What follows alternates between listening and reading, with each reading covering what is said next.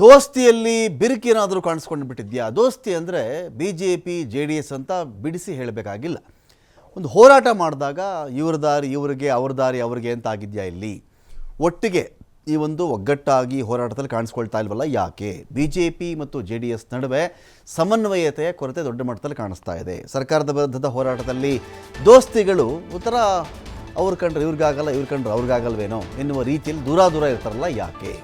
ದೋಸ್ತಿಗಳು ಇಷ್ಟು ದೂರ ಇರೋದು ಯಾಕೆ ಅಂತ ಪ್ರಶ್ನೆ ಇದೆ ಇಲ್ಲಿ. BJP ಹೋರಾಟದಿಂದ ಅಂತರವನ್ನು ಕಾಯ್ದುಕೊಂಡಿರೋದು JDS. ಅಹೋರಾತ್ರಿ ಹೋರಾಟದಲ್ಲಿ ಭಾಗಿಯಾಗ್ತಾ ಇಲ್ಲ JDS. ಸಮನ್ವಯತೆ ಕೊರತೆಯನ್ನು JDLP ನಾಯಕ ಒಂದು ಕಡೆ ಒಪ್ಕೊಂಡಿದ್ದಾರೆ. ಹೌದು, ನಮಗೆ ಸಮನ್ವಯತೆ ಸಾಧ್ಯವಾಗ್ತಾ ಇಲ್ಲ, ಇತ್ತೀಚೆಗೆ ಸಮನ್ವಯತೆ ಸಾಧ್ಯ ಆಗ್ತಾ ಇಲ್ಲ ಅಂತೇಳಿ ಸುರೇಶ್ ಬಾಬು ಹೇಳಿದ್ದಾರೆ. ಎರಡೂ ಪಕ್ಷಗಳ ಸಮನ್ವಯ ಸಮಿತಿ ರಚನೆ ಆಗಬೇಕಾಗತ್ತೆ. ಈ ಬಗ್ಗೆ ದೇವೇಗೌಡರು, ಕುಮಾರಸ್ವಾಮಿ ಅವರ ಗಮನಕ್ಕೆ ನಾವು ತರ್ತೀವಿ ಅಂಥೇಳಿ ಸುರೇಶ್ ಬಾಬು ಹೇಳಿಕೆ ಕೊಟ್ಟಿದ್ದಾರೆ.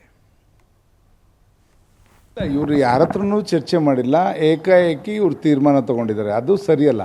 ತೀರ್ಮಾನ ತಗೊಳ್ಳೋಂಥ ಸಂದರ್ಭದಲ್ಲಿ ಇಲ್ಲ ವರಿಷ್ಠರ ಗಮನಕ್ಕಾರ ತರಬೇಕು, ಇಲ್ಲಾಂದರೆ ರಾಜ್ಯ ಮಟ್ಟದವ್ರ ಹತ್ರನಾದ್ರು ಚರ್ಚೆ ಮಾಡಬೇಕು. ಯಾವುದನ್ನು ಕೂಡ ಮಾಡದೆ ಇವರು ಏಕಾಂಗಿಯಾಗಿ ಈ ತೀರ್ಮಾನವನ್ನು ತೊಗೊಂಡಿದ್ದಾರೆ. ಅದನ್ನು ಇದು ಹಿಂದೆನೂ ಕೂಡ ಈ ಥರ ಮಾಡಿದರು. ಯಾವಾಗ ಪಾದಯಾತ್ರೆ ಮಾಡೋ ಸಂದರ್ಭದಲ್ಲೂ ಕೂಡ ದಿಢೀರ್ ನಿರ್ಧಾರ ತೊಗೊಂಡ್ರು, ಅದು ಆವಾಗಲೂ ಗಮನಕ್ಕೆ ತರಲಿಲ್ಲ. ಮತ್ತು ಮಧ್ಯದಲ್ಲಿ ಅವಾಗ ಈ ಎರಡೂ ಪಕ್ಷದ ವರಿಷ್ಠರು, ಕೇಂದ್ರದ ವರಿಷ್ಠರುಗಳು ಮಧ್ಯವಸ್ಥಿಕೆ ವಹಿಸಿ ಸರಿಪಡಿಸಿದಂಥದ್ದು. ಈ ಥರ ಬೆಳವಣಿಗೆಗಳು ಯಾವಾಗಲೂ ಮರುಕಳಿಸ್ಬಾರ್ದು. ಅದನ್ನು ಆಗಿದ್ದನ್ನೇ ಮತ್ತೆ ರಿಪೀಟ್ ಮಾಡೋದ್ರಲ್ಲಿ ಎಲ್ಲಿ ಉದ್ದೇಶ ಎಲ್ಲೋ ಕೂಡ ಸರಿ ಕಾಣಿಸಲ್ಲ. ಅದು ಆಗಬಾರ್ದು ಅನ್ನೋದು ನನ್ನ ಒಂದು ಒತ್ತಾಯ. ನಮ್ಮ ರಾಜ್ಯಾಧ್ಯಕ್ಷರು ಮತ್ತು ಕೇಂದ್ರದ ಸಚಿವರು, ನಮ್ಮ ಮುಖಂಡರಾದಂಥ ಕುಮಾರಣ್ಣವ್ರಿಗೆ ನಾವು ಈಗಾಗಲೇ ಗಮನಕ್ಕೆ ತಂದಿದ್ದೇನೆ.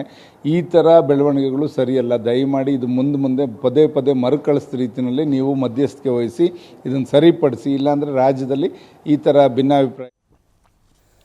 JDLP ನಾಯಕ ಸುರೇಶ್ ಬಾಬು ಅಸಮಾಧಾನ ವಿಚಾರಕ್ಕೆ ಸಂಬಂಧಪಟ್ಟಂತೆ ಸಣ್ಣ ಪುಟ್ಟ ಗೊಂದಲ ಇದ್ದರೆ ಮಾತನಾಡಿ ಪರಿಹರಿಸ್ಕೊಳ್ತೀವಿ ನಾವು ಅಂಥೇಳಿ ಬೆಂಗಳೂರಲ್ಲಿ BJP ರಾಜ್ಯಾಧ್ಯಕ್ಷ BY ವಿಜೇಂದ್ರ ಹೇಳಿಕೆ ಕೊಟ್ಟಿದ್ದಾರೆ. ಏನೋ ಸಣ್ಣ ಪುಟ್ಟ ಪ್ರಾಬ್ಲಮ್ಸ್ ಇದ್ದರೆ ಸಮನ್ವಯತೆ ವಿಚಾರದಲ್ಲಿ ನಾವು ಸರಿಪಡಿಸ್ಕೊಳ್ತೀವಿ, ಮಾತಾಡ್ತೀವಿ ಅದ್ರ ಬಗ್ಗೆ ಅಂತ ಹೇಳಿ BJP ರಾಜ್ಯಾಧ್ಯಕ್ಷ ವಿಜೇಂದ್ರ ಮಾತಾಡಿದ್ದಾರೆ. ನಾನು ನಿಖಿಲ್ ಕುಮಾರಸ್ವಾಮಿ ಅವರ ಹೇಳಿಕೆಯನ್ನು ಕೂಡ ಗಮನಿಸಿದ್ದೇನೆ. ಗ್ರೇಟರ್ ಬೆಂಗಳೂರು ವಿಚಾರದಲ್ಲಿಯೂ ಕೂಡ ಪ್ರತ್ಯೇಕ ಹೋರಾಟವನ್ನು ಮಾಡಿದರು. ಸಮನ್ವಯ ಸಮಿತಿ ಮಾಡೋದು ಒಳ್ಳೆಯದೇ, ನಾವು ಕೂಡ ಚರ್ಚೆ ಮಾಡ್ತೀವಿ ಅಂತ ಹೇಳಿ ವಿಜೇಂದ್ರ ಹೇಳಿದ್ದಾರೆ.